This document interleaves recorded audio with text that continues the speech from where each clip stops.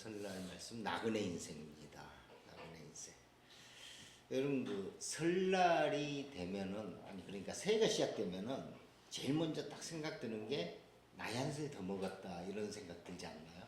일단은 첫 번째 마음에 와닿는 게 이제 나이 한 살 더 먹는데 그런데 어느 때부턴가 제 나이를 잘 모르겠어요. 한 살 더 먹었는데 몇 살이지?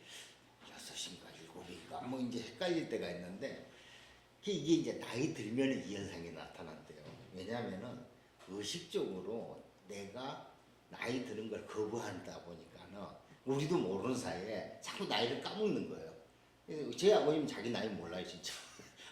뭐 내가 몇 살이었더라? 근데 옛날에는 그게 농담으로 들렸는데 저도 나이가 먹어보니까 그게 맞더라고요. 그냥 의식적으로 제 나이를 거부한대요. 제가 이제 한 살 한 살 더 먹는 것을. 이게 참 새해가 된다는 게 즐겁고 행복한 일인데 나이가 한 살 더 먹는 거 나이 든 사람들요. 어린 친구들은 재밌어요. 왜냐면 빨리빨리 한 살 더 먹고 싶거든요. 내년에 주민등록증 나와. 내년에 투표권 있어. 내후년에는 성인이야 마음껏 할 수 있으면 이런 거 있잖아요. 애들 입장에서는 그 나이 한 살 한 살이 기회도 잘 익어지고요. 뭐 빨리빨리 기대하면서 가기 때문에 그런데 이제 저희 나이 때는 그렇다는 거죠. 자꾸 까먹어요. 안 먹었으면 좋겠고 막 그렇잖아요. 요즘에 모든 사람은 병원에서 태어납니다. 저희 자녀들도 다 병원에서 태어났고요. 그리고 부모 아래서 유아기와 이제 그 어린이 청소년기를 거치면서 학교에서 교육을 받죠. 그리고 사회에 나와서 직장 생활합니다. 그러면서 결혼을 하고요. 자녀를 낳고 그러다가 겨우 집을 장만하려고 애쓰다가 장만하기도 하고 못하기도 하고 그것도 괜찮아요. 그러다 보니까 자녀 결혼 시점이 되고요. 그리고 이제 노후 준비를 합니다. 노후 준비가 좀 늦었어. 나름 젊었을 때 한다고 했지만은 부족하거든요. 막 노후 준비를 하는가 싶을 때 병원 침대 위에 누워서 이제 죽음을 맞이합니다. 이게 우리 현대인의 인생이죠. 조금 어떻게 보면 서글픈 인생인데 그래도 이 과정 거치는 사람은 복 있는 거예요. 예, 중간에 질병이나 사고로 전쟁으로 어떻게 될지 모르잖아요. 갑자기 가는 것도 있고. 우리 인생이 이걸 이제 참 이걸 그 성경에서는 이렇게 나그네 인생이라고 표현하거든요. 너희들은 나그네 인생이야. 잠시 왔다가 잠시 머물다가 그냥 그렇게 때 돼서 가는 거잖아요. 우리 주보 제일 앞면에 한번 보실래요? 너희 그 가지고 계신 분들은 보세요. 제일 앞면에 광야교회 밑에 설명이 있죠. 우리 교회에 대한 정체성을 적어놓은 게 이 글이거든요. 하나님의 은혜로만 살아가는 광야에서 원래 광야는 내 힘으로 사는 게 아니고 하나님 은혜로만 살아요.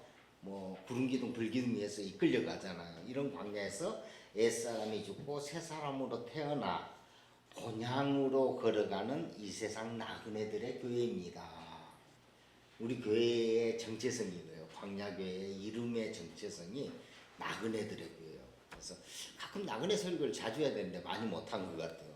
우리는 나그네들이라는 인식을 가지고 이 교회의 이름도 광야교회고요. 이렇게 모여있거든요. 자, 성경이 말하는 나그네 인생은 무엇일까요? 오늘 본문 히브리서를 통해서 볼 건데요.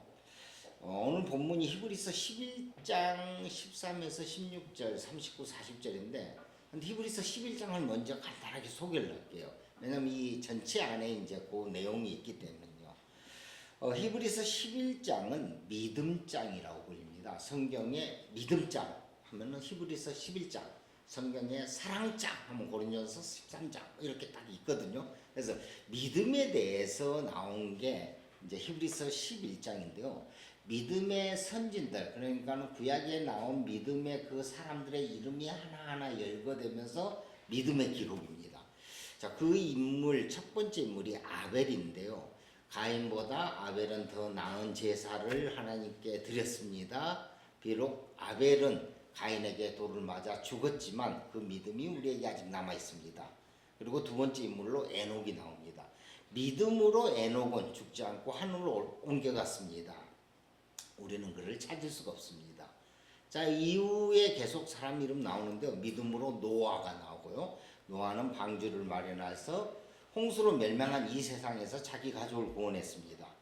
믿음으로 아브라함은 부르심을 받고 어디로 가는지 알지 못한 채 떠났고 나그네로 살았습니다.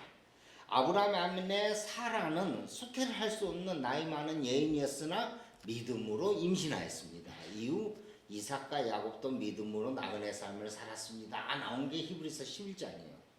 자, 그런데 여기 믿음장의 믿음은 전부 내 믿음이 아니고 하나님의 믿음이에요. 우리가 이제 간혹 오해를 하는 게 내가 믿음이 강해서가 아니고요. 하나님이 믿음이 강해서 그 믿음으로 나를 이끌어가는 거거든요. 사라가 아이를 잉태한다고 이야기를 하나님 그렇게 이야기하자 사라는 웃었습니다. 시끄만 코박을 웃긴 게요. 내가 90살 할머니인데 무슨 뭐 벌써 생리가 끊어진 지 몇십 년이 지났는데 무슨 임신을 해. 그래서 웃었어요. 그래서 그 웃음이란 뜻이 이삭이잖아요. 아들의 이름을 그래서 이삭이라고 할 거야. 이제 하나님 그렇게 이야기하시잖아요. 왜냐하면 네가 웃었잖아. 콧방귀 웃겼잖아. 그러니까 사람은 믿음 없었어요. 믿음 없으면 사람은. 그러나 그녀는 하나님의 믿음으로 임신한 거예요. 사람의 믿음이 아니고. 이게 어떻게 되냐면요. 믿음이라는 게 내 믿음 없어요. 내 믿음 있어봤자 내 믿음은 다 내 욕심밖에 없어요. 대학 좋은 데 가야지. 부자 돼야지. 건강해야지. 다 내 믿음밖에 없어요. 그것만 놓고 기도하잖아요. 우리 맨날. 그런데 하나님의 믿음이 있어요. 하나님의 믿음, 내 믿음하고 맨날 거꾸로야 보면은. 그래서 이 하나님의 믿음이 나에게 오는 거예요. 이 하나님 믿음이 내 인생을 끌고 가고요. 하나님 믿음이 내게 와서 이제 내가 변화되고 사람이 바뀌는 거예요. 이게 이제 예수 믿는다는 표현을 하는 거고요. 그래서 내 믿음이 하나님의 믿음이 내 믿음이 돼요. 그러니까 원래 내 믿음, 원초적인 내 욕망의 믿음은 사라지고 하나님의 믿음이 내 믿음이 됐을 때 이걸 믿음 있다라고 이야기하는 거거든요. 그래서 하나님의 믿음이 나를 이끌고 가는 거예요. 그래서 히브리서 11장에 각 절의 주어는 사람이 아니에요. 전부 다 믿음이 시작된 거예요. 믿음으로 에녹은 죽지 않고 믿음으로 노아는 방주를 마련했고 믿음이 주어요. 믿음이. 이 하나님 믿음이 나를 이끌어 갑니다. 자, 그동안 이건 뭐 로마서에서 계속 보았던 내용이죠. 하나님의 믿음. 그 믿음이 한 사람을 믿음의 선진으로 이끌어 갑니다. 자, 그리고 그들은 전부 다 이 땅에서 죽었습니다. 그런데 아브라함과 사라는 하나님의 약속을 받았어요. 이 땅에 하늘의 별과 같이 땅에 바다의 모래와 같은 자손을 줄 것이라는 약속을 받았는데 그 자손은 전혀 보지 못했습니다. 유일하게 독자 이삭만 봤어요. 아들 한 명 딱 났어요. 사라의 댁에서는. 그리고 이삭도 좀 보니까는 리브가하고 결혼하고 막부터 나이 40 넘어서 늦게 장가가거든요. 늦장가거든요. 그래서 늦장가 가가지고 또 보니까 아들 야곱하고 해서 딱 2명밖에 안 낳잖아요. 겨우 애만 2명 낳는 걸 봤을 뿐이에요. 아브라함하고 사라는. 그러니까 약속은 받았지만 그 약속이 이루어지는 것을 전혀 보지 못했습니다. 13절입니다. 이 사람들은 모두 믿음을 따라 살다가 죽었습니다. 그들은 약속하신 것을 받지는 못했지만 그것을 멀리서 바라보고 반겼으며 땅에서는 길손과 나그네 신세임을 고백하였습니다. 아멘. 아브라함과 사라는 약속한 것을 전혀 받지 못한 채 죽었으나 그것이 언젠가는 이루어질 것임을 알았습니다. 그것을 멀리 바라보며 소망이거든요. 소망하면서 이 땅에서는 길손과 나그네로 살았습니다. 길손과 나그네. 길손은 지노스라는 단어인데 외국인, 이방인, 손님을 말하고요. 나그네는 파라피데모스인데 임시 거류자, 처음 온 사람, 또 뭐 이방인 뭐 이런 의미입니다. 길손과 나그네는 뜻이 똑같아요. 보니까는. 그래서 비슷한 말을 중복 사용해서 그때는 이제 강조용법이거든요. 길손이야, 나그네야 뭐 이러면서 강조용법으로 쓰면서 우리는 이 땅에 정착해서 사는 정착민이 아니라 나그네다. 이 땅의 길손과 나그네임을 강조하고 있습니다. 14절입니다. 이런 말을 하는 사람들은 자기네가 고향을 찾고 있다는 것을 나타내는 것입니다. 내가 길손과 나그네 신세임을 고백하는 사람들은 여기가 내 고향이 아니야, 내 본향이 아니라는 말이고요. 곧 자신이 돌아갈 별도의 땅이 있다는 거예요. 별도의 고향이 있다는 말이고, 이들은 내 본향, 내 고향에 언젠가는 갈 것임을 믿었습니다. 15절입니다. 그들이 만일 떠난 것을 생각하고 들었더라면 돌아갈 때가 있었을 것입니다. 아멘. 아브라함하고 사라가 만일 고향을 자신들이 떠나온 땅 갈대아우라든지 하란에 갈 생각이 있었다면 언제든지 돌아갔을 거예요. 그러나 그들은 그것으로 돌아가지 않았습니다. 왜냐하면 16절, 그러나 사실은 그들은 더 좋은 것을 동의하고 있었던 것입니다. 그것은 곧 하늘의 고향입니다. 아멘. 땅의 고향이 아니야. 갈대아우르나 하란이 아니고 그들은 더 좋은 곳, 하늘의 고향을 진짜 고향으로 생각하고 있었습니다. 하늘의 고향 단어 볼까요? 에프라니오스인데요. 에피라는 단어가 위라는 뜻이에요. 위라는 이제 위라는 단어고, 우라노스가 하늘이죠. 그래서 이 두 단어의 합성어로 하늘 위인데 이제 우리가 이걸 하늘의 고향 이렇게 이제 번역을 했는데, 그러니까 이 땅이 아니라 하늘 위에 있는 것이 하늘의 고향, 완전한 본향, 여기를 그들은 동경하고 있었습니다. 16절요. 그래서 하나님께서는 그들의 하나님이라 불리는 것을 부끄러워하지 않으시고 그들을 위하여 한 도시를 마련해 주었습니다. 아멘. 자, 우리들이 아브람과 사라가 하늘의 고향을 동경하니까 하나님께서 그걸 보고 무척 좋으셨는가 봐요. 그래서 하나님께서는 그들의 하나님, 그래서 이제 아브라함의 하나님, 이삭의 하나님, 야곱의 하나님으로 그들에게 불리는 것을 부끄러워하지 않으시고 그들을 위하여 진짜 하늘의 한 거룩한 도성을 마련해 두었습니다. 그게 하늘에 위에 있는 고향이고, 그게 아까 교동문에 읽은 그 거룩한 도성 새 예루살렘 그 땅인 거죠. 우리가 말하는, 편히 말하는 천국이에요. 천국. 그걸 준비해 주셨습니다. 그리고 17절부터 38절까지는 본문에 나와 있지는 않는데, 그 뒤에 내용이 그렇습니다. 이상, 야곱, 요셉, 모세, 라합, 기드온, 바락, 삼손, 입다, 다윗, 사무엘, 그리고 또 수많은 선지자들의 믿음의 이야기가 이어지고요. 그리고 히브리서 11장 믿음장은 이제 39, 40절에서 이렇게 마무리됩니다. 39절. 이 사람은 모든 믿음으로 말미암아 훌륭한 사람이라는 평판은 받았지만 약속된 것은 받지 못하였습니다. 하나님께서 우리를 위하여 더 좋은 계획을 미리 세워두셔서 우리가 없이는 그들이 완성에 이르지 못하게 하신 것입니다. 아멘. 자, 39절 앞에 방금 13절에 본 내용대로 믿음은 있었지만, 평판은 좋았지만 약속된 것은 받지 못했습니다. 그 말이고요. 40절은 자, 이것은 하나님의 계획이었습니다. 그들이 약속은 받았지만 완성되지 못했다는 것, 약속된 것을 받지 못했다는 것은 하나님의 계획이었는데, 그것은 우리를 통하여 그들이 완성에 이를 것입니다.로 믿음장은 마무리가 됩니다. 자, 그러면 여기 40절에 우리는 누구겠습니까? 우리를 통해서 저 믿음이 완성이 된대요.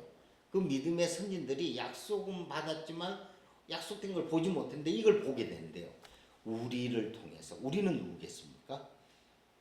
자, 우리 교회들입니다. 예수 그리스도와 연합한 우리 교회들을 통해서 하나님이 눈에 보이신다는 거예요. 하나님 눈에 보이게 이 약속을 이루신다는 거예요.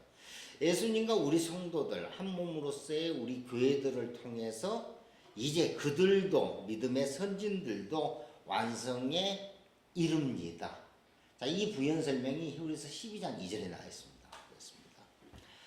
믿음의 창시자여 완성자이신 예수를 바라봅시다. 그는 자기 앞에 놓여있는 기쁨을 내다보고서 부끄러운 마음에 두지 않으시고 십자가를 참으셨습니다. 그리하여 그는 하나님의 보좌 오른쪽에 앉으셨습니다. 아멘. 자, 핵심은 이거죠. 믿음의 창시자요 완성자이신 예수를 바라봅시다. 그러니까 히브리서 11장 40절에 아니 39, 40절에 수많은 믿음의 선진들, 우리가 알고 있는 뭐 에녹, 아벨, 뭐 모세, 아브라함, 그 수많은 믿음의 선진들이 예수 그리스도가 오시기 전까지는 완성되지 않았어요. 그런데 믿음의 창시자요, 믿음의 완성자인 예수님이 오시니까 십자가에서 모든 것을 완성하시니까 그들도 덩달아 완성이 되었습니다. 그러니까 그들 또한 하나님 나라, 하늘 고향 에프라니오스에 안착하였다는 거죠. 자, 11장 40절 다시 볼게요. 현대인의 더 좋은 계획을 미리 세워두셔서 우리가 없이는 그들이 완성에 이르게 하지 못하게 하신 것입니다. 아멘. 자, 현대인 번역이 문법적으로 좀 가장 자연스럽군요. 같이 읽겠습니다. 그것은 하나님께서 우리를 위해 더 좋은 것을 마련하시고 우리와 함께 그들이 완전해지도록 하셨기 때문입니다. 아멘. 자, 앞에서 본 대로 구약의 믿음의 선진들은 믿음으로 증거를 받았으나 약속이 완성되지 못했는데, 자, 그들은 완성되지 못했어요. 그들은 더 나은 본향이 하늘에 있는 것을 사모는 해서 구원은 받았어요. 그러나 완성은 되지 않았습니다. 그래서 40절에 하나님이 구약의 믿음의 선진들과 우리 교회들을 위해서 더 좋은 계획을 세워주셨습니다. 더 좋은 계획이 예수 그리스도의 십자가 구원이잖아요. 이게 더 좋은 구원이거든, 더 좋은 계획이거든요. 구원의 완성, 그리스도의 십자가 구원을 세워두셨고요. 그리스도의 십자가 대속의 죽음으로 인해서 구원이 완성되었습니다. 그리고 완전한 구원의 은혜를 누립니다. 그래서 완성은 표면적으로 나타나는 게 뭐냐면 완전한 구원의 은혜를 누리는 게 완성이에요. 자, 그러면 여러분, 완전한 구원의 은혜는 무엇일까요? 우리가 이제 이 완성이 됐잖아요. 지금 40절 기준으로 쭉 그 믿음장의 내용을 쭉 따라와 보니까 완성이 됐다면 이 완성이 뭐냐는 거죠. 구원의 완전한 은혜입니다. 이것은 제가 이제 이렇게 이야기했는데 그게 뭘까요? 자, 지금 간단하게 말씀드릴게요. 더 이상 내 죄를 사기 위하여 제물로 드리는 제사를 지내도 되지 않는 것. 그래서 히브리서는 계속 대제사장 예수 단번에 조금 이걸 계속 강조하거든요. 그러니까는 제사함이죠. 쉽게 말하면 예수 그리스도의 십자가로 인한 제사함. 내가 하나님 성전이 되었기에 내 안에 하나님이 계세요. 더 이상 하나님을 밖에서 찾지 않아요. 내 안에 하나님이 계시잖아요. 하나님이 내 안에, 내가 하나님 안에 연합된 하나입니다. 이걸 하나님의 아들이라고 그러죠. 그래서 하나님적 삶, 영생의 삶을 사는 거예요. 그래서 이제부터 삶과 죽음이 달라지는 게 아니고 동일해집니다. 사는 것이 죽는 것이고 죽는 것이 사는 것이에요. 이것이 그리스도 한 몸인 삶, 완성된 삶입니다. 바로 사랑 덩어리로 사는 삶, 죽음을 초월한 삶, 완전한 구원의 은혜를 누리는 완성된 삶을 히브리서 11장 40절에는 말하고 있습니다. 자, 그러니까 구약은 오실 예수님에 대한 기록, 구원의 약속에 대한 기록이잖아요. 그래서 예언집이에요. 신약은 오신 예수 그리스도예요. 구원의 약속이 성취되는 거예요. 그러니까 구약은 약속이라면 신약은 실제가 나타난 거죠. 그러니까 구약의 믿음의 선진들은 믿음으로 약속은 받았는데 구원이 완성되고 하나님의 완전한 은혜를 누리는 것은 신약에 이르러서 이른 거예요. 그래서 믿음으로 약속은 받았지만 완성은 아직 안 됐다. 그러나 예수 그리스도 오시면서 십자가에서 그분이 완성을 하자 그리스도의 십자가 죽음이 구원의 완성이 우리에게 우리와 그들에게 동시에 실현됨으로써 그들도 동일하게 구원의 완성, 하나님의 은혜를 완전히 누릴 수 있게 되었습니다. 사랑하는 성도 여러분, 그리스도 한 몸으로 그리스도의 삶으로 그래서 사랑 덩어리 영생으로 완성된 하나님 은혜를 누리시길 축복합니다. 자, 오늘 본문 해석은 대충 이제 이 정도로 된 것 같아요. 자, 지금부터 이제 나그네로 들어갈게요. 왜냐하면은 오늘 본문에서 히브리서는 이 구원의 완성, 하나님 은혜를 누릴 수 있는 본 바탕을 믿음으로 이야기했거든요. 믿음이 나를 끌어간다고요. 하나님 믿음이 나를 끌어가는데 이 하나님의 믿음이 나를 끌어가는 그 삶을 성경은 딱 한마디로 이야기한 게 나그네로 이야기했어요. 구약의 믿음의 선진들을 계속 나그네 인생 이야기하거든요. 자, 그리고 마찬가지로 신약에서 예수님과 사도들도 우리 인생을 나그네라고 이야기합니다. 마태복음 8장 20절입니다. 예수께서 그에게 말씀하셨다. 여우도 굴이 있고 하늘을 나는 새도 보금자리가 있지나 인자는 머리둘 곳이 없다. 아멘. 일단 문맥적으로 인자는 거처가 없다는 말이죠. 떠돌이에요. 거처가 없습니다. 그러니까 인자가 예수 그리스도를 가리키잖아요. 인자는 이 세상에서 나그네 삶을 사는 자입니다. 우리가 이제 예수 한 몸이랑 우리 또한 마찬가지라는 거죠. 인자는 이 세상에서 나그네로 사는 자들. 여우도 굴이 있고 하늘을 나는 새도 보금자리가 있으나 인자는 머리둘 곳이 없는 자들입니다. 베드로전서 1장 17절입니다. 그리고 사람을 겉으로 판단하지 않으시고 각 사람의 행위대로 심판하실 분을 여러분이 아버지라고 부르고 있으니 여러분은 나그네 삶을 사는 동안 두려운 마음으로 살아가십시오. 아멘. 자, 앞부분은 놔두고 이 마지막 부분만 보도록 할게요. 여러분은 나그네 삶을 사는 동안, 그냥 베드로는 우리의 삶을 아주 당연하다는 듯이 너희도 다 알고 있잖아. 우리는 나그네 삶을 살아가는 사람들이야. 그래서 그냥 편안하게 나그네 삶을 사는 동안 하나님을 경외하는 마음으로 살아라. 이렇게 우리에게 충고하는 거죠. 자, 그러니까 믿음의 삶은 그냥 나그네 삶이에요. 나에게 하나님이 믿음이 있다면 이 땅을 나그네 삶으로 살아간다는 거죠. 자, 신구약 성경에서 나그네라는 단어를 찾아봤어요. 이게 손님이라든지 객이라든지 이방인, 타국인으로도 번역이 됩니다. 이 단어는 번역되기도 하면서 80회 가까이 사용됐습니다. 이게 좀 많이 나오는 거죠. 10편 한 구절만 볼게요. 나는 땅 위를 잠시 동안 떠도는 나그네입니다. 아멘. 자, 나그네 인생. 이 땅에 잠시 머물다 때가 떠나는 인생, 나그네 인생. 우리는 천년만년 여기 있을 것처럼 살아요. 그런데 잠시 후 때가 차면 떠납니다. 그런데 그때는 내 기준의 때고요. 내 기준의 때가 아닐 때도 떠날 때가 많아요. 자, 그러니까 나그네 기준으로 본다면 나그네는 잠시 머무는 곳에 집을 짓지 않습니다. 왜냐하면 잠시 후에 떠날 거거든요. 임시로 거주할 처소만 있으면 돼요. 그리고 여기에 틀을 잡지 않습니다. 여기에 목숨 걸지 않아요. 우리는 잠시 왔다 갔다 하는 나그네들이니까요. 자, 여러분 나그네임을 인정하십니까? 네. 네, 아멘. 자, 그러면 이제 나그네에 대해서 고민을 좀 해보겠습니다. 여러분 나그네 하면 무엇이 제일 먼저 떠오르나요? 뭐 누가 떠올라도 좋고 어떤 개념이 떠오르나요? 나그네. 저는 박목월 씨 바람에 구름 가득 달 가득 가는 나그네, 구름에 달 가득 가는 나그네 이런 이제 바람 같은 왔다가 사라지는 느낌. 뭐 다른 거 없나요? 현실적으로 우리하고 좀 가깝게 접목되는 거지 웃긴 나그네 맞죠? 보통 물어보면 여행자 이야기를 많이 해요. 여행자잖아요. 잠시 여행 왔다 떠나는 거. 그 여행 현대인들은 좀 풍요하잖아요. 그래서 이제 여행 개념으로 가졌는데 여행 느낌 맞아요. 그 나그네가 가볍잖아요. 잠시 보고 가는 그런 여행 느낌 맞는데 너무 풍요롭죠. 일단 나그네의 성격을 다 말하지는 못하지만 적어도 가볍다라는 성격은 맞는 것 같아요. 또 나그네 하니까 외국인 노동자 이야기하시는 분들 맞아요.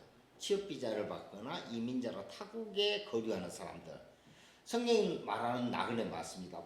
그러니까 이 세 가지 있잖아. 고아, 과부, 나그네. 그 나그네 맞아요. 정확하게 이 사람은 그 나그네예요. 우리들은 우리가 돌봐야 하는 우리의 돌봄의 대상들이죠. 고아, 과부, 나그네. 또 그들을 챙겨야 게 우리 그리스도인들의 의무이고요. 그래서 여행자, 외국인 노동자 전부 나그네가 맞는데 오늘 본문에서 요구하는 이 나그네 삶으로 해석하기는 완전하지가 않아요. 뭐 그런 부분은 잠시 이제 차용은 할 수 있지만, 그리고 아까 거지 이야기했죠. 이제 뭐 노숙자 이분들 좀 나그네 삶 괜찮은 것 같아. 오늘은 아니 겨울에는 좀 부산역에 가 계시더라고. 그리고 더운 여름에는 또 서울역으로 올라가 계시더라고. 이분들이 왔다 갔다 하세요. 그런데 우리가 생각하는 그 노숙이나 거지들과 성경에 말하는 나그네 삶은 또 좀 다르죠. 네, 개념이 좀 다를 거예요. 그런데 그 부분은 차용할 수 있을 거예요. 집 안 짓고 사는 건 우리 이제 차용은 가능할 거예요.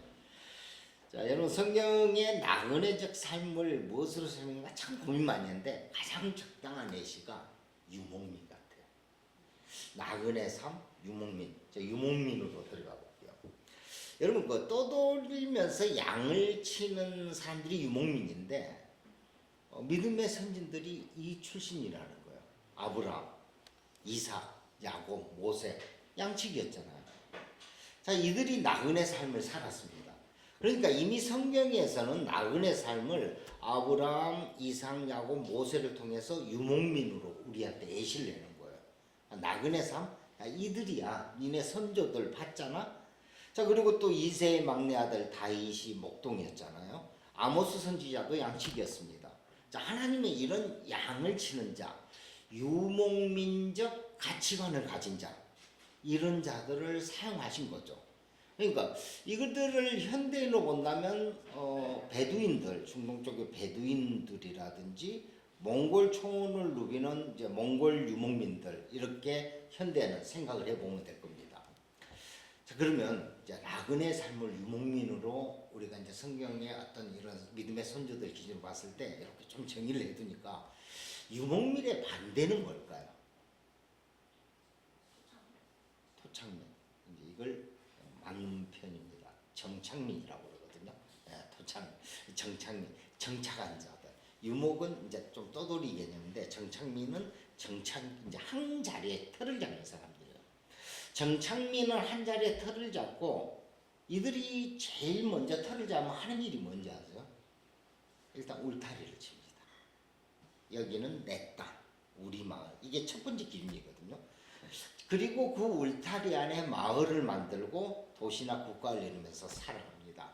이제 도시나 국가는 계급이 필수적이에요. 계급 간의 위계 질서를 만들어요. 그리고 사회가 이제 돌아가는 거죠. 한마디로 말하면 지배와 굴종이 그 안에 자리매김하게 돼요. 가인이 아벨을 죽인 후에 동쪽으로 쫓겨나요.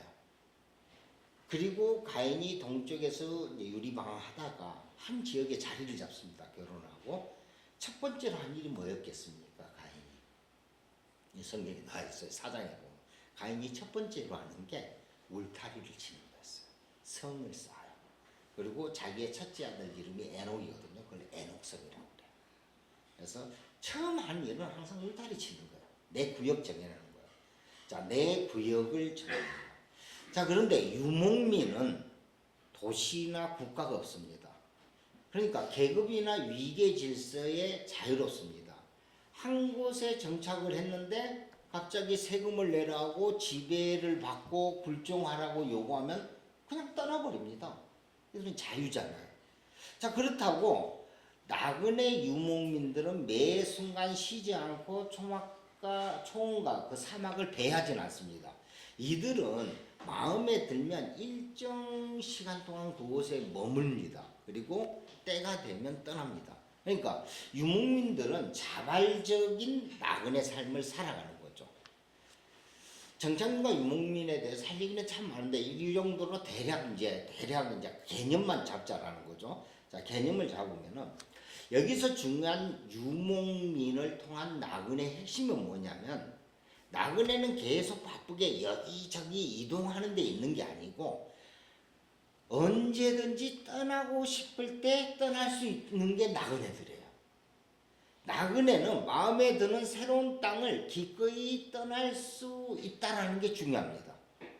아브라함이 갈대아 우르에서 가나안으로 떠났듯이 나그네는 어떤 새로운 장소에 언제든지 떠날 수 있는 사람들이에요. 그런데 정착민은 못 떠나요. 여기에 내게 다 있거든. 떠날 수가 없는 거야. 그러나 나그네는 언제든지 가나안이라는 저 땅에 가면 갈 수 있는 사람들이에요. 자, 그리고 새로운 정착지에서 유목민들은 과거 정착지에 대한 향수에 빠지지 않습니다. 이게 중요합니다. 유목민들이 지금 현재 기거하는 장소에 대한 기준이 그렇다는 거예요. 이게 오늘 이제 설교의 핵심인데요. 자, 요걸 2인칭하고 3인칭으로 한번 설명을 해보겠습니다. 새로운 정착지에 대한 정착지에 갔을 때 과거 정착지에 대한 향수에 빠지지 않아 유목민들은. 그런데 그것을 이제 2인칭하고 3인칭으로 설명하는데요. 유목민의 임시 정착지는 마음에 들어 머물 때는 2인칭이고요. 동시에 언제든지 떠날 수 있게 3인칭입니다. 그러니까 2인칭과 3인칭이 공존하는 장소가 현재 유목민이 거주하는 그 장소인 거죠. 2인칭은 너희고 당신이죠. 이제 영어로 you죠.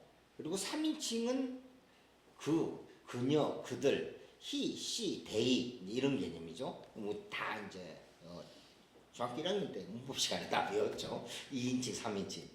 자, 2인칭, 3인칭에 대한 예를 들어볼게요.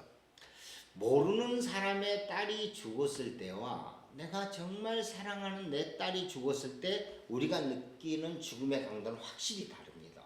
자신의 딸 장례식을 치르고 집에 돌아왔다고 생각해 보십시오. 딸의 빈방에서, 거실에서, 부엌에서, 심지어는 딸이 신었던 신발이나 옷에서, 심지어는 배우자에게서도 딸이 없다는 경험을 하게 돼요. 이걸 블랙홀이라고 하거든요. 그냥 그 없음에 사로잡힙니다. 자, 이게 2인칭의 죽음이거든요.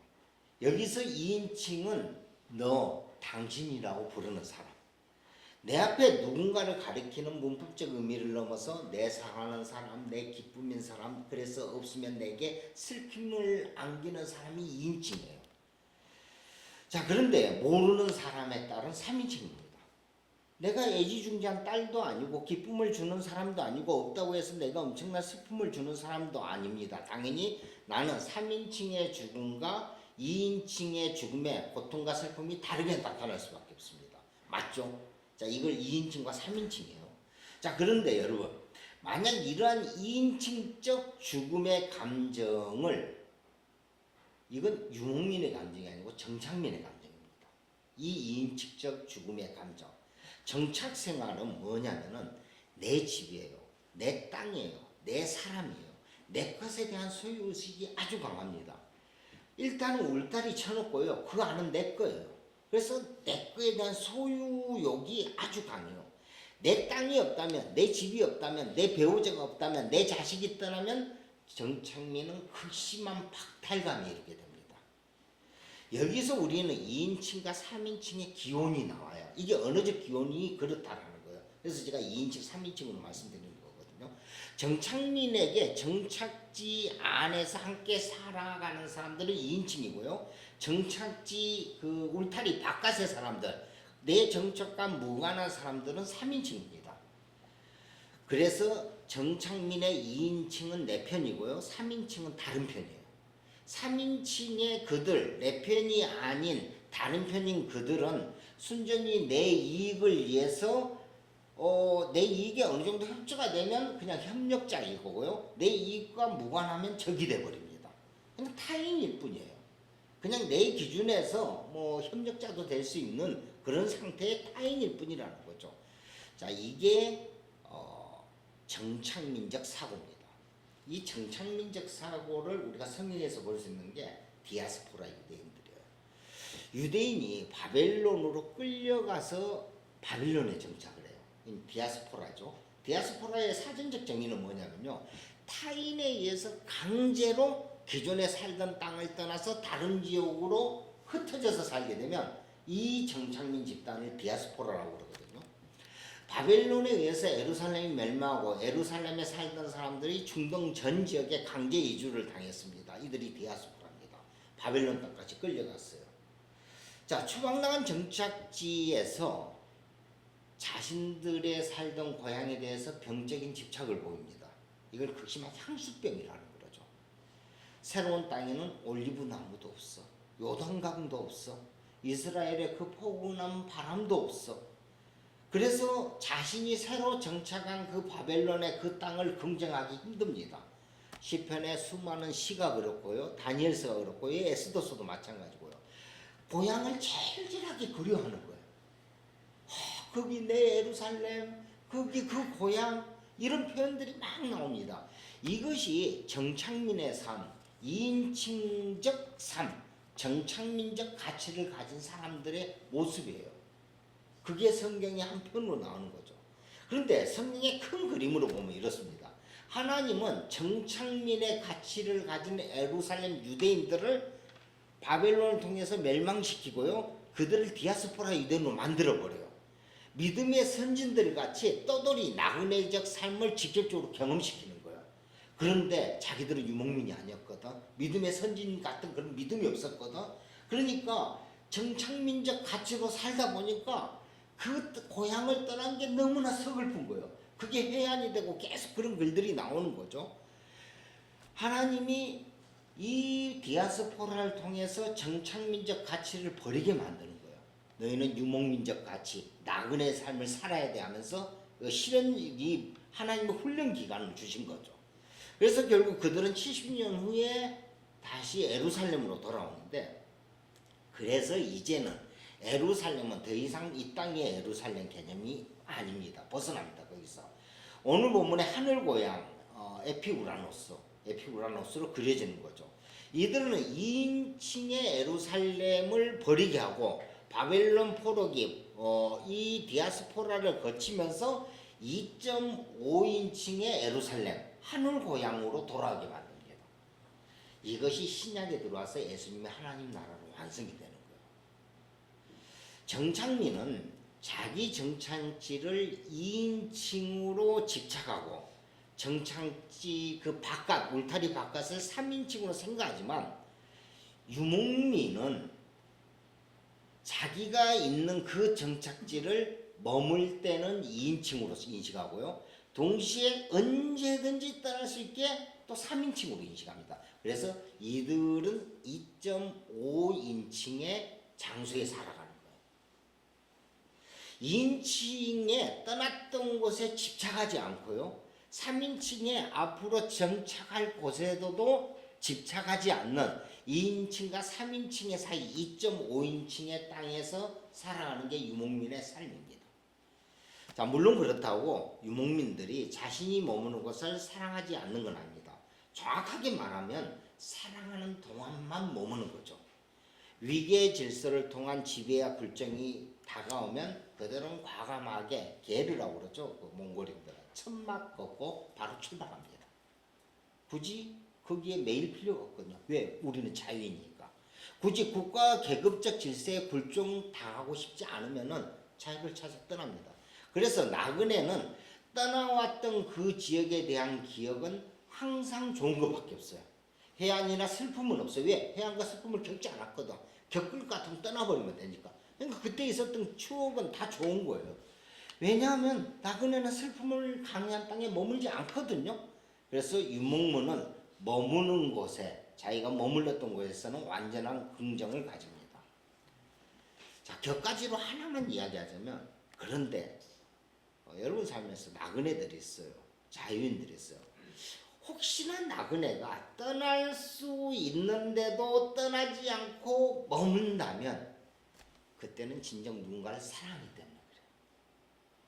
떠날 수 없어서 억지로 정을 붙여서 사는 정착민들의 마음, 떠날 수 없게 사랑한다는 그런 정신승리를 구가하는 정착민의 마음으로는 헤아리기 어려운 일인데요.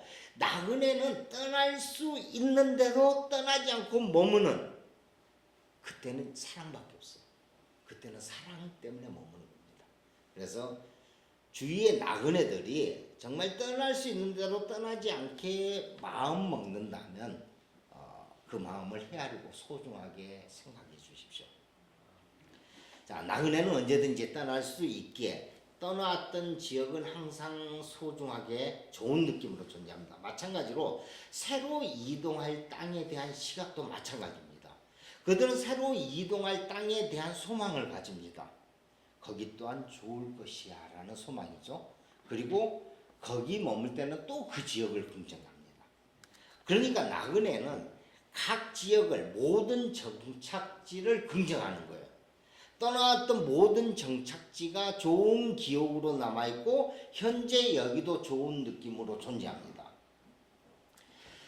정착민이 아니라 유목민적 가치, 이들이 나그네들이고요. 이 나그네들의 2.5인칭적 감각, 이것이 우리 그리스도인들이 이 땅을 살아가는 삶의 방식입니다. 이게 성경에서 말하는 나그네 삶인 거죠. 그리스도인들은 이 땅에서의 삶은 부정이 아니고 긍정입니다. 하나님이 우리를 이 땅에 보내신 것만 해도, 살아있다는 것만 해도 축복이잖아요. 그리고 육신이 죽어서 앞으로 가게 될 하늘 고향에서의 삶도 또 긍정입니다. 나그네들인 그리스도인들은 이 땅에서의 삶이 해안이나 슬픔이 아니라 좋았던 느낌으로 존재합니다. 감사인 거죠. 하늘 고향의 삶을 소망하지만 그렇다고 거기를 위해서 우리가 자살을 하거나 뭐 이렇게 무모하지 않습니다. 또 맨날 입으로 하늘나라 빨리 가겠다고 떠들지도 않아요. 왜? 이 땅이 하나님 나라거든요. 이 땅이 하늘이 주는, 그러니까 유목민적 사고요. 지금 이 땅이 최고의 긍정의 삶이거든요. 그리고 또 거기의 삶도 긍정인 거예요. 그래서 여기 살면서 굳이 거기를 바라면서 빨리 가야지 하고 뭐 빨리 죽거나 빨리 죽어서 빨리 가야지 이렇게 떠들지도 않아요. 이 땅 그 유목민적 사고로, 나그네적 삶으로 우리는 지금 이 개념을 이해하고 있는 겁니다. 하나님이 주신 여기 이 땅에서의 삶의 의미와 목적을 분명히 알고 있으니까요. 또 그 뜻을 찾아가는 과정이 인생이고요. 그 뜻에 따라 사는 것이 또 즐겁고 행복하니까요. 그래서 여기서의 삶도 할렐루야고 하늘나라에 가도 할렐루야입니다. 그곳이 어디든 현재 머문 곳에 대한 완전한 긍정인 거죠. 이게 유목민들의 삶이에요. 이게 나그네들의 가치관이라는 것이죠. 여러분, 성경이 말한 나그네 인생은 이런 2.5인칭의 유목민적 가치, 이 나그네적 가치로 살라는 말이거든요. 이런 나그네들은 내가 머문 그 어디나 결국 하늘나라가 됩니다. 그래서 아까 찬송 불렀죠. 초막이나 궁궐이나 내 주 예수 함께하면 어디든지 하늘나라라고요. 여러분, 현재 우리의 삶은 축복입니다. 살아 숨쉬는 거 엄청난 축복이잖아요. 내 옆에 사랑하는 사람이 있다는 거 말할 수 없는 축복입니다. 형제, 자매, 부모, 배우자, 자녀들이 있다는 거 뭐 이건 축복 중에 축복이죠. 그리고 하늘 고향의 삶, 오늘 가는 거 하늘 고향이었죠. 에피우라노스. 더 이상 눈물도 없고 슬픔도 없는 하늘의 삶 또한 축복입니다. 그래서 살아서 하나님 나라, 죽어서도 하나님 나라. 이게 나그네의 삶이고요. 이런 나그네 삶이 축복이라는 것이죠. 윌리엄 해밀턴의 혈연 선택설 하나를 보겠습니다. 내가 가족을 위해 기꺼이 희생하거나 손해를 보거나 심지어 죽을 수 있는 혈연도입니다. 지금 보시기 조금 이제 공식으로 되어 있는데요. 자, 사람은 자기 가족을 보호하기 위해서 이타적 행동을 할 수 있고요. 자신이 희생할 수 있는데 이게 이제 공식으로 만든 게 이거예요. 무조건 1보다 높아야 됩니다. 1보다 높아야 내가 손해보고 희생하고 죽을 수 있대요. 이게 이제 윌리엄 해밀턴이라는 분이 이제 이걸 만들어 놓은 건데요. 근연성이라고 보이시죠? 이제 DNA 현화인데 나와 혈연적으로 가까운 관계에 대해서 숫자로 표현한 거예요. 부모는 0.5죠. 이 부모는 0.5를 뭐죠? 아빠의 0.5와 엄마의 0.5가 물려받아서 나라는 1이 만들어졌거든요. DNA 구조가 그렇잖아요. 엄마와 아빠의 반반씩 섞여서 나라는 1이 만들어졌어요. 자, 이게 이제 나는 1이고요. 자, 부모는 0.5, 0.5입니다. 자, 그런데 0.5, 0.5니까는 1이잖아요. 양가 부모님이. 그런데 나는 1이에요. 그런데 1보다 더 커야 돼요. 그래서 부모는 0.5, 0.5인데 3명이 될 수 없잖아요. 인원이 그래서 3이 나와야 최소한 내가 죽거나 희생할 수 있어요. 그런데 3이 안 돼요. 일보다 더 많아야 희생이 되는데, 그래서 부모를 이 계산을 보면은 부모를 위해 자식은 죽거나 희생하지 않는다라는 거야. 부모는 2명밖에 안 되잖아. 3이 안 나오잖아. 2밖에 안 나오니까는 1보다 0.5 곱하기 2 해봤자 1밖에 안 되잖아. 1 동일하다 보니까 자녀는 부모를 위해서 죽거나 희생하지 않는데요. 최소 3명이 되어야 희생할 수 있는데 부모가 3명일 수 없기 때문에 그런 거죠. 자, 그럼 형제 자매를 볼게요. 형제 자매도 0.5입니다. 나하고 엄마 아버지 동일한 엄마 아버지에서 나는 게 형제 자매잖아요. 0.5예요. 0.5. 자, 형제 자매가 3명이라면 3명이 죽는다면 내가 희생할 수 있대요. 내가 죽어서 그 형제 자매 3명을 살린대요. 이게 가능하대요. 인간은 기꺼이 희생을 합니다. 그런데 이제 부모가 그게 3명 이상이 되는데 부모는 2명밖에 안 되니까 형제 자매는 3명이 된다는 거예요. 그래서 과거에 형제 자매가 5명, 7명 있었을 때는요, 큰 누이가 자신을 희생해서 동생들 공부시켰어요. 가능하다라는 거죠. 집안 먹여 살렸습니다. 그러니까 내 한 몸 희생해서 괜찮은 거예요. 내 동생들이 다 살 수 있다면 기꺼이 나는 희생할 수 있다라는 거예요. 이게 인간이에요. 그래서 이제 이걸 이제 근거로 내는데, 삼촌 이모의 근현성은 0.25입니다. 그러니까 이 계산대로 하면 최소 5명 이상 살아날 수 있다면 나는 기꺼이 희생한다는 거죠. 이게 동네가 막 6.25 전쟁 때 막 공산군 쳐들어왔고 다 죽었고, 근데 내가 기꺼이 그 포로가 된다든지 내가 뭐 유인해서 내 한 몸 죽더라도 내 형제 자매들 뭐 삼촌 이모들 산다면 간다라는 거예요. 이 숫자 이상만 되면. 마찬가지로 사촌은 9명 이상 되어야 나를 희생시킬 수 있습니다. 인간은 본능적으로 자신의 혈연을 보호하고 싶어 합니다. 유전자로 본다면 자신의 유전자를 남기고 싶어 하는 거예요. 그래서 자신의 희생으로 더 많은 유전자가 후세에 전해진다면 기꺼이 희생한다는 게 이 자연선택설, 아니 혈연선택설에 이제 근본치지고 이렇게 계산을 해 놓은 거죠. 자, 그럼 여기서 이제 여러분에게 질문 하나 하겠습니다. 소가족 시대의 현대인들. 자, 여러분 이제 가족 해봤자 형제 이제 2명 이상도 없어. 그렇잖아요. 소가족 시대요. 소가족 시대 현대인들은 희생하지 않습니다. 희생할 수가 없어요. 형제가 한 7명 돼야 내가 한번 던져서 내 형제들 살리면 하는데 2명이서 뭘 내가 쟤보다 더 많이 못 가지고 억울해요. 그냥 희생이 아니고. 자, 혈연 선택설에 의하면 희생할 수가 없습니다. 희생 안 합니다. 그래서 가족의 희생을 강요하지 말라는 거예요. 이게 안 된다. 옛날에는 그랬는데 이게 가능했어요. 이 표를 보면은 옛날에는 가능했어요. 그런데 지금은 할 수 없다는 거죠. 자, 이걸 왜 제가 표시해 놨냐면요, 이게 정착민들의 모습이에요. 지금 이제 유목민과 정착민을 이야기하는데, 정착민들은 혈연에 먹고요. 첫 번째 묶이는 게. 그 울타리를 치는 이유도 이 혈연 관계 때문이거든요. 위계 질서에 묶이거든요. 기존 사회 안에 살아가고 있는 우리 정착민들의 모습입니다. 자, 그러면 유목민적 가치를 가진 사람들, 나그네 인생을 살아가는 사람들은 여기에 묶이지 않아요. 여러분, 오늘 본문의 믿음의 선진들, 그들의 나그네 삶은 어떻게 시작이 됐냐면은 믿음이 그들을 끌고 왔습니다. 하나님의 믿음이 우리를 정착민이 아닌 나그네 삶으로 끌고 왔거든요. 아브라함이 갈대아 우르를 떠나 가나안으로 이렇게 그런 나그네 삶을 산 것처럼, 야곱의 12자녀들이 가나안을 떠나서 애굽에 들어가서 나그네 삶을 산 것처럼, 이스라엘 백성들이 바벨론 포로로 끌려가서 디아스포라의 삶을 산 것처럼 하나님의 믿음이 우리를 나그네 인생으로 이끌어갑니다. 우리는 이런 정착민적 사고에 딱 묶여 있는데 이게 아니고 하나님이 우리를 나그네로 만들어가요. 우리를 자꾸 나그네 삶으로. 그리고 무엇으로 완성이 되냐면요, 나그네 인생이 무엇으로 완성되냐면 오늘 본문의 기준입니다. 예수 그리스도의 십자가로 완성이 돼요. 자기 죽음으로 자기와 전혀 무관한 모든 사람, 전 인류를 살리는 십자가로 완성이 됩니다.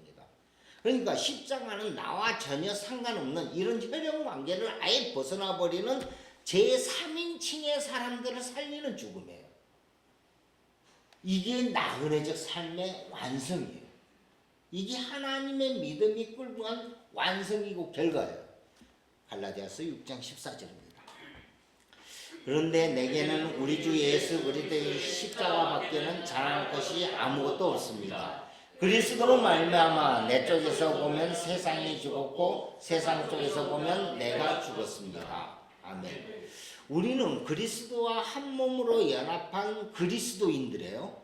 예수 그리스도의 십자가 밖에는 자랑할 게 없는 사람들이에요. 내 쪽에서 보면 세상이 죽었고 곧 정착민적인 그 정착민의 삶이 죽었고 세상 쪽에서 보면 내가 죽었습니다. 정착민들의 시각으로 보면은 나는 죽은 자 나그네이라는 거예요.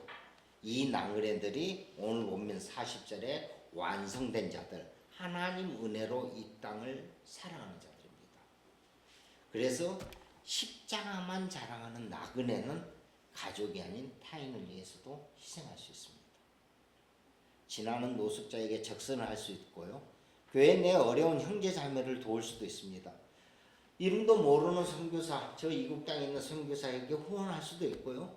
저 멀리 이국 땅의 어려운 아이들 도울 수 있습니다. 심지어 이국한 상황에 처해 있는 사람을 살리기 위해서 나를 한 번 던질 수 있는 거죠. 또 나그네들은 죽음을 바라보는 시각이 정착민하고 완전히 다릅니다. 유목민들에게 옆 텐트에서 누군가가 떠나면요, 나도 좀 있으면 떠날 것이기 때문에 먼저 떠남일 뿐이에요. 물론 있을 때는 서로 아껴주고 아주 친하게 지내지만 텐트가 얻어서 천막 얻어서 먼저 떠나면은 떠나는 거 빠이빠이예요. 왜? 나도 좀 있으면 떠날 거니까. 내가 거기 정착민이 아니잖아요. 언제든지 나도 떠날 수 있는 사람이거든요. 언젠가는 떠나겠지만 떠날 수 있지만 함께 있었다는 것에 포인트를 맞춥니다. 이렇게 나그네는 떠남에 대해서 죽음에 대해서도 사실 좀 관대합니다.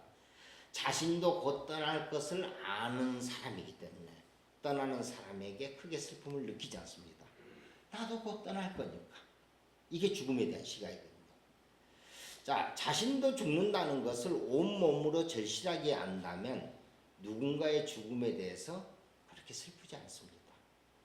우리 장례식장 한번 생각해 보십시오. 저희 아버님 돌아가셨는데 저희 아버님 장례식장에 아버님 친구가 왔어요. 그런데 이 친구분이 얼마 뒤에 죽으실 분이에요.